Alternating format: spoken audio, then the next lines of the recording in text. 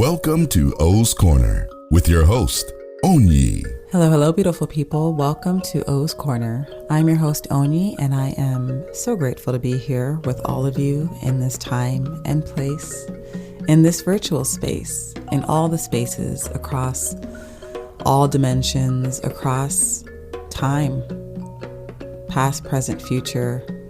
Linear time is an illusion, is a construct that we utilize in order to maintain some sort of semblance of control. But really, once we recognize that everything is happening here and now, past, present, future, are all existing now, then it gives us the ability to really swim in the multidimensionality of life, to recognize the multidimensionality of ourselves, really being all that we are, anything that we are in any given moment, moving in the direction of our preference, moving in the direction of our highest vibration of our joy. So I'm just grateful. I'm joyful to be here.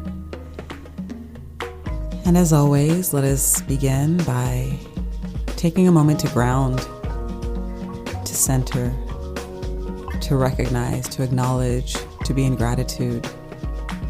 Gratitude first and foremost for ourselves, our higher selves, all of ourselves. I'm so grateful that we chose to be here during this time, as we are, as the reflections that we are, to help each other remember all of ourselves. I'm grateful for you.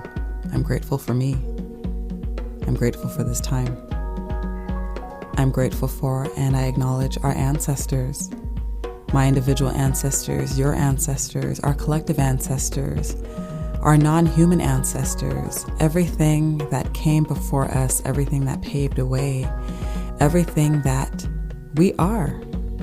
We are the ancestors. We are our future generations. Again, past, present, future all exist now. So I thank all of it now. Thank you to whatever came before us, allowing us to be here in this moment, reflecting to us choices, reflecting to us ways of being, reflecting to us perspectives that we get to perpetuate, continue, or to transform, holding space for that transformation and paving a way for the future versions of ourselves, future generations outside of ourselves, so that they may be who they are. They may remember their power, their love, their joy, their peace. Thanking the directions, the east, the west, the north, the south, above, below, all of the directions. As we take any step, as we move, as we shift, the directions are shifting with us. Thank you for holding space. Thank you to the elements and elementals. Thank you for your vibrations, for your frequencies, for what you are, for what you do, for supporting us. And may we see our reflections in you. May we know those elemental energies within us. I thank you. Thanking the beings in the plant, mineral, and animal kingdoms.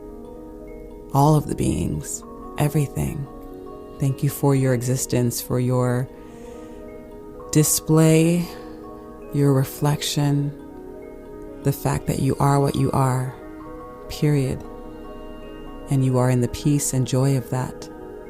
And may we look upon you and remember the elements of you within us, and remember the peace that we can have by being truly who we are. I thank you. Thank you to everything on earth, everything outside of earth. Thank you to the universe, the multiverse, the all that is, existence, the infinite, everything. I'm so grateful for this co-creation, this co-reflection, this coexistence. May I be at peace in the chaos of it all. May I know that within the chaos, it ultimately leads to peace and to evolution and to growth and enlightenment. May we lighten up. May we release what is not ours. I thank you. I thank you. I thank you. Ashe.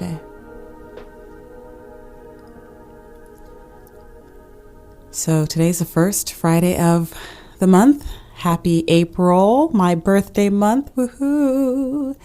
April 27th is my birthday, and I will be turning 39. So it's interesting to consider how we look at birthdays and the point at which we start counting and that we start tracking, again, the idea of linear time. So it's like, well, to me, I've been on this earth longer than 39 years. So is it really that I'm starting my 39th year, or am I ending my 39th year and starting my 40th year, or something in between? That's really interesting to consider. And just to make it simple for myself, I stick to our standard convention of birthdays, and I will be turning 39. And as I've mentioned before, I'm a quasi-numerologist. So 3 plus 9 is equal to 12. 1 plus 2 is equal to 3. And 3 is such an interesting number. We see a lot of things in threes, that energy of the Trinity, that energy of the triangle being the first stable shape when we look at it geometrically. So that idea of stability. In the tradition that I practice, 3 is associated with a few different deities, different energies, the energy of the crossroads, the energy of change, the energy of the opening and closing of doors, Eshu. One of the numbers Eshu manifests through is 3. One of the numbers that Ogun, the energy of the blacksmith, of technology, of innovation, of connection, of having a pure heart, of breakthrough. One of the numbers that Ogun manifests through is number 3 as well. So that idea of breaking through. And I definitely feel like doors are closing, doors are opening. I'm breaking through a lot of different things myself. I feel like I've entered into this space of the unknown in stronger ways than I have experienced in the past. And just feeling like I'm kind of starting fresh in some ways. It's an interesting place to be in, to be the adult that I am, the quote adult that I am at this certain age, having whatever experiences that I've had, and to come to a place of somewhat of a standstill, of a reset, of starting from scratch, and really doing the work to lean into that, to surrender to that, and to not resist it, because I sure have had a lot of resistance to it because my mind is unfamiliar with it. It wants to grasp what it knows and what it's familiar with, what it's used to. And because a lot of that is slipping away, there's this element of lack of control. This element of, oh my gosh, do I know anything? Like what is going on for me? What am I doing? What am I good at? What do I know? What am I contributing? And, how am I starting from scratch? Just a lot of questions for me. And that's an interesting place to be in. And I, too, continue to navigate really finding balance and grounding, surrendering to it, watching any resistance that comes up, moving through the resistance. And so I'm a work in progress like everybody, like all of us. But I am looking forward to this birthday. I'm looking forward to this time. I look forward to any time in my life, no matter what the time is. Again, for me, it's like we're being reborn every moment. So, every day can be considered our rebirth day. And to have the specific marker according to, our calendar year, it is interesting. And again, that time for me of the opening and closing of doors. What ideas did I have about myself that are dissolving, that are no longer relevant? Ideas that pertain to me, ideas that maybe didn't pertain to me, but that I held on to, that I utilized to generate whatever emotions, to then feel whatever actions that I took. Really sitting with all of that, letting all of that go. And that's actually interesting because one of the cards that I pulled today, I was seeking additional guidance for what to share during this episode, which I have a specific topic to go over, but what I wanted to touch upon was this idea of letting go. And I spoke about on the last episode, just difference, doing something different. What do you need to let go of in order to allow for the newness to really settle, to really root, to really ground within you? And so it was just interesting to have this continuation of that energy of letting go. So I figured I'd carry a bit of that message over, but through the reflection that this card, letting go, is. And the image is of some lotus petals that are on top of or just hovering over some water. And there are water droplets on these lotus leaves, and the water droplets are trickling down the leaves, and they are hitting the water below. It's like a river or a lake or some body of water, and creating this ripple effect. And just this beautiful imagery of the water being let go of, the surrendering of the drops into the larger pool of water. So that's kind of the image there. And the number that's associated with this card is the number 8, and this is the Osho Zen Tarot deck. And I'll read the description in the book, and you can just kind of let that marinate in whatever ways it needs to. So this is the letting go card. In this image of lotus leaves in the early morning, we can see in the rippling of the water that one drop has just fallen. It is a precious moment, and one that is full of poignancy. In surrendering to gravity and slipping off the leaf, the drop loses its previous identity and joins the vastness of the water below. We can imagine that it must have trembled before it fell, just on the edge between the known and the unknowable. To choose this card is a recognition that something is finished, something is completing, whatever it is, a job, a relationship, a home you have loved, anything that might have helped you to define who you are. It is time to let go of it, allowing any sadness but not trying to hold on. Something greater is awaiting you. New dimensions are there to be discovered. You are past the point of no return now, and gravity is doing its work. Go with it. It represents liberation. And then on the other side of the description, there is more. And it says, in existence, there is nobody who is superior and nobody who is inferior. The blade of grass and the great star are absolutely equal. But man wants to be higher than others. He wants to conquer nature. Hence, he has to fight continuously. All complexity arises out of this fight. The innocent person is one who has renounced fighting, who is no longer interested in being higher, who is no longer interested in performing, in proving that he is someone special, who has become like a rose flower or like a dewdrop on the lotus leaf, who has become part of this infinity, who has melted, merged, and become one with the ocean and is just a wave, who has no idea of the I. This disappearance of the I is innocence. Yep, letting go, surrendering to the newness, surrendering to the recognition that we are all connected and part of this magnificent sphere of existence, this never-ending, limitless, no boundary, expansive. There's so many different words to even describe it. It's like there's too many words and there's not enough words. It's so interesting, but that idea of just letting go. Letting go. Letting go. And one of the main messages that was coming through before I even pulled that card was specifically around words, around our language, and really letting go of the words we use, the language that we use, the words that comprise the language, however you want to look at it, but just really shifting the ways in which we use our language, how we describe things outside of us, how we describe things within us, how we describe ourselves. You know, we utilize language in this iteration of our existence as human beings. We utilize it to construct our reality. You know, words have power.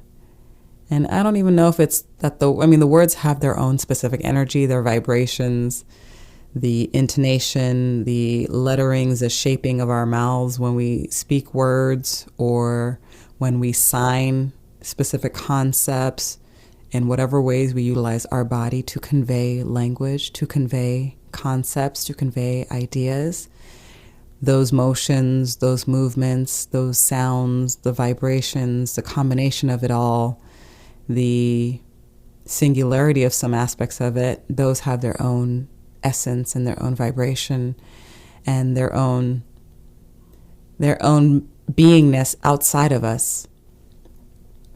And then adding our own intention, adding our own beliefs, adding our own conditioning, adding our own whatever we want to call it, just adds another element to it. So in what ways are we utilizing our language to keep ourselves stuck? In what ways are we utilizing our language to not allow for something different? In what ways are we utilizing our language to maintain negative energy? To maintain a connection to the past versions of us as if they are the current present version of us? In what ways do we speak about what has occurred in the past in ways to, again, identify ourselves with the past version? When looking at some of the languaging around painful or traumatic experiences and also happy experiences. It's really all experiences across the board. The language that we use can oftentimes maintain this attachment to feeling the euphoria of those happy moments or feeling the despair of those sad moments. And we use language such as, this happened to me. I was traumatized, or I was really joyful, or all these things. And I wonder to what degree we would maintain the constant recognition of our newness in every moment if we were to say, the past version of me experienced that trauma. The past version of me experienced that joy. The past version of me experienced whatever that past version experienced, or whatever those past versions experienced. There's not just one singular past version of us.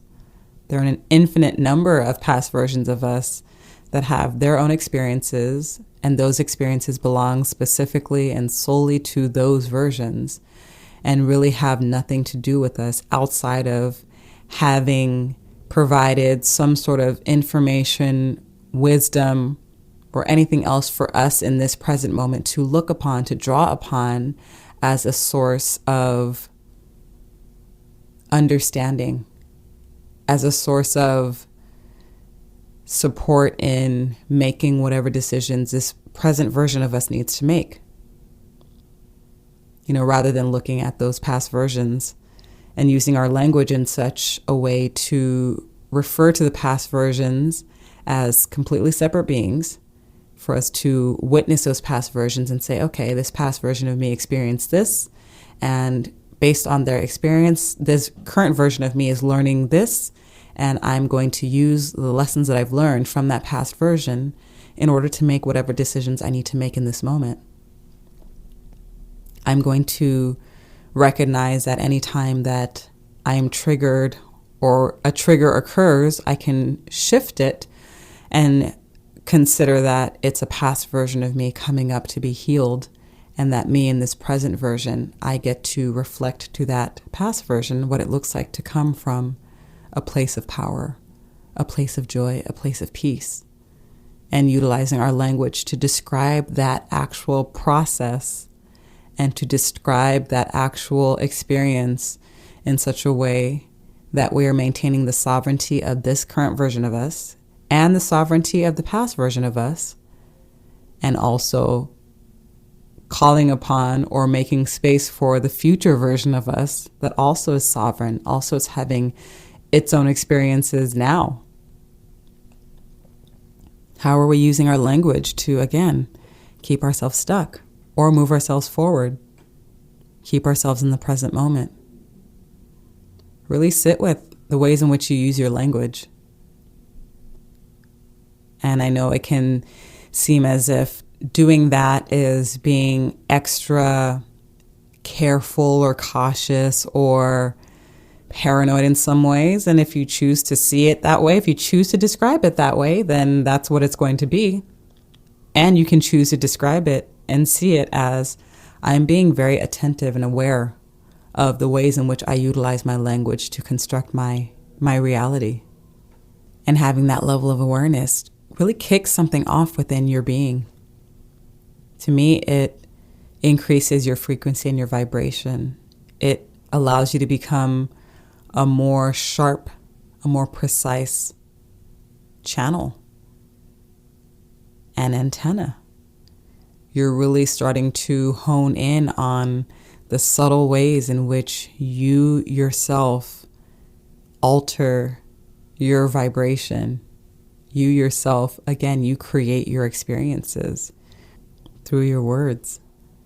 You know, when I look at the construction of our realities and our experiences, you know, the way that that's coming to me right now, you know, it's this triad. Again, looking at the number 3, looking at the triangle, you know, you first have the thought, the idea, the concept, right? And then the second layer or the second point of the triangle is speaking the words. So you're taking it from that more etheric mental space and then adding a vibration to it that gives it a more visceral experience, because that vibration is striking through every single part of your being and everything outside of you, all the molecules outside of you, all of the molecules in just the trees and the ground and just everything outside of you is vibrating against what you have put out into the atmosphere. So it's almost like, you know, you have a witnessing happening, a reverberation happening, and it's bouncing off of those different elements and bouncing back to you. So you've given it kind of that second point of life. And then after that, because now that vibration is resonating through you and resonating outside of you, oftentimes taking action to then make that come to life in an even more embodied way through your physical body, through the action you take. You've completed that triangle of creating your experience. It's such an interesting way to look at it. And that's kind of an interesting way that I downloaded it. But that idea of the thoughts to the words to the actions. So if you have a certain thought that is not in alignment with you, you can absolutely close the door to that thought becoming, you know, the second level of manifestation through words by using your words to transmute it, to transform it. And then as you speak those words, transforming the thoughts, then the actions you take will continue to transform if they are in alignment with the words that you've used to transform the thought. Really consider it that way. Again, these are just perspectives for you to choose to strategically help you to shift your experiences. If you have a negative thought, you know, and it's a friend of mine was sharing with me something she said about herself in a correspondence with someone else, and basically called herself dumb or something. I can't even remember exactly what she said without looking back at the correspondence. And it just reminded me of the messages that I've gotten many times from my priest, his priest, even looking back at my mom. Growing up, I used to remember her really coming down on us, or really, you know, expressing her not even disappointment, but her anger, funny enough, her anger towards us calling ourselves names, calling other people names, whether they were people that we had access to, like our friends or anyone else, or even celebrities that we saw on TV on any certain program. And people, we so easily and casually just spew out these things like, oh, that blankety blank, blank, blank person, fill in the blank with whatever, whatever disparaging words you can think of, from, what you consider the most benign to the most vicious. And how our society, our modern day humanity is so accustomed to just basically cursing people, cursing ourselves, disparaging ourselves, disparaging other people. And sometimes we'll play it off as a joke. We weren't that serious, whatever we use as an excuse to, to try to smoothen what we, I think on some level, maybe many levels, recognize is discordant with how our spirits really want to operate in this existence. I don't know. It's interesting to really think about that. And it just, again, reminded me. So what, my friend had said reminded me of just different teachings from those different individuals. And even speaking about my priest and his priest, something that was said to me when I was on my trip in Nigeria was, be careful of just how you speak about people, even if they do something that you are disappointed by, or, you're questioning what's going on with them, rather than saying, what's wrong with you? Just, using negative terminology or disparaging remarks and kind of flipping it. And it sounded kind of interesting at the time. And, when you think about it, it's like, okay, that would be an odd way of saying it. But it would be such an odd way of saying it that if you were to say it to someone, it would cause them to stop in their tracks. So imagine, instead of saying, what's wrong with you? You say, hey, why are you not acting in your integrity? Can you imagine?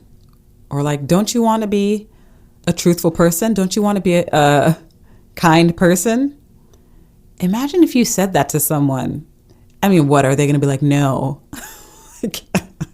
Or when you ask them why they're not in their integrity, are they going to be like, because I don't want to be? It would literally stop them in their tracks. And it almost is like when you use the positive statement or a positive question, or, use positive words when you are questioning someone's negative behavior, it forces them to think, to consider, to be in the energy of that positivity.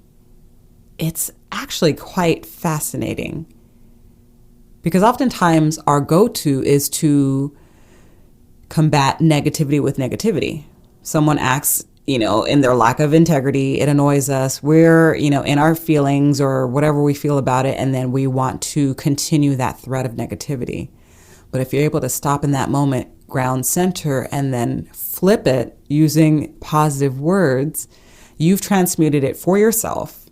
And then what you carry out as far as the vibration and the words and the tones and everything that you put out into the atmosphere is that positive energy. It strikes that person who they themselves, because they've been acting out of alignment or acting within the negative energy, it kind of causes this disruption within them where it makes them stop what they're doing and really consider their next action, their next response, whatever it is. And they still may choose to collapse back into negativity, but it won't be without some sort of break in the continuity. Like you have actually shifted something by changing the language. That's such a trip to me. So really consider the language you use towards yourself.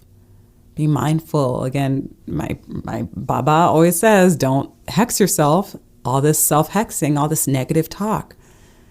Oh, I'm so stupid. I'm so this. Why do I have to be this way? Every time you think that, I encourage you to take up the practice of counteracting that thought again with a positive thought. Even if you are looking back at past versions of you, again, see, when you're like, I was so XYZ when I did that, one, you are disparaging yourself, you are hexing yourself, and two, you're reconnecting yourself to past versions of you that are not you. So you're doing a few different things to keep yourself stuck in that instance. So really start paying super attention to the ways in which you speak about yourself, first and foremost. And anytime a memory comes up of something you've done in the past, say, wow, okay, this version of me made that choice. Okay, I get to look to see, how is that choice in alignment with them? How did it support them? How did it take them into a direction that they preferred or didn't prefer to go into? And give gratitude. I thank that past version of me for having that experience, for making that choice, because it is giving this present version of me the opportunity to reflect, the opportunity to learn, to transmute that information into knowledge, that knowledge into wisdom, to take actions that support and will nurture future version of me. And consider that the more you shift your language and therefore paving the way for your actions to shift, you will circle back or triangle back perhaps and shift your thoughts and your thinking so that the initiation of that process in and of itself shifts to where you're having less and less of those negative thoughts, or when you have those negative thoughts, when those negative thoughts are coming into your periphery, when they're coming into, when they're just in the ethers and your consciousness is kind of like pinging against them and experiencing them, you'll be able to really sit as a witness more and more versus getting wound up and collapsing into this idea of like, oh, I always think negatively. My thoughts are just, they're beyond my control. I can't help what I think. You'll be able to sit with that and even shift the language around that and say, okay, there goes a thought. It's not mine, but my mind is experiencing it. It is crossing through. It is passing through. And I know that I have the ability to transform it. I have the ability to not allow it to take hold in me. I have the ability to not allow it to get any further than the thought. And I can basically do so without speaking, or I can specifically and intentionally use my words in order to transmute that thought. So the thought comes of I'm stupid, I'm unintelligent. So then you experience the thought, you witness the thought, and then you with your mouth or with your hands or with your writing in any ways that you convey language, that you communicate, hey, wow, I'm an intelligent person. I have access to all of my intelligences. I know how to learn. Really shift how you use your words, how you use your language, how you communicate. What do you need to let go of when it comes to your language, when it comes to how you communicate, what you communicate, what needs to be let go of so that you can allow for the newness again to step through, to come through? What is that? What is that? Use that language, that vibration. Use that as a strategic tool. Language constructs our reality, or at least that's how we use it now. So you can absolutely construct the reality you prefer. Be the example of what you prefer, using the language as one of the tools. Be that. As you shift your language, you shift your actions, you shift your thoughts. As you have those three working together in this constant shifting, constant transmutation, constant, this process of alchemy. You are doing a process of alchemy by being attentive, by being aware, by being strategic. Shift that. And the more you shift that within yourself, the more you will start to recognize all the things that you hear outside of you that are not in vibrational alignment with you. And you can work to shift that as you hear it, or choose not to even engage with it if you don't need to. It's that constant shifting, that constant refining, that constant fine-tuning, that constant purification, and not purity in some conditioned, sanitized way, some colonial, moralistic ways, but really the purity of chipping away at what is not in vibrational alignment with you. Chip away at the language you utilize. In whatever language you speak, in whatever ways you convey language, chip away at the way you do so that is not serving you. That is creating a reality that you do not prefer. That is perpetuating a reality that you do not prefer. Doesn't matter if a lot of people are saying some specific catchphrase or using a specific hashtag. Flip it. Do something different. You don't have to buy into it just because everyone else is, and see how your energy shifts in light of that.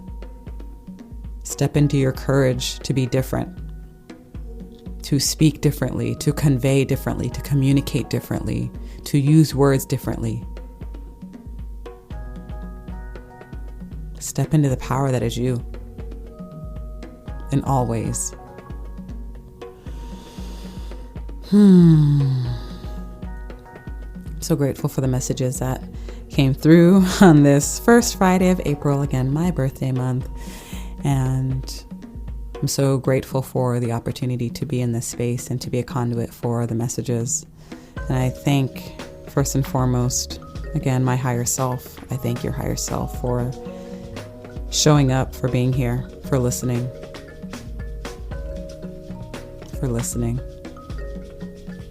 I thank you to my ancestors for listening, for being here, for supporting, for holding space, for paving the way.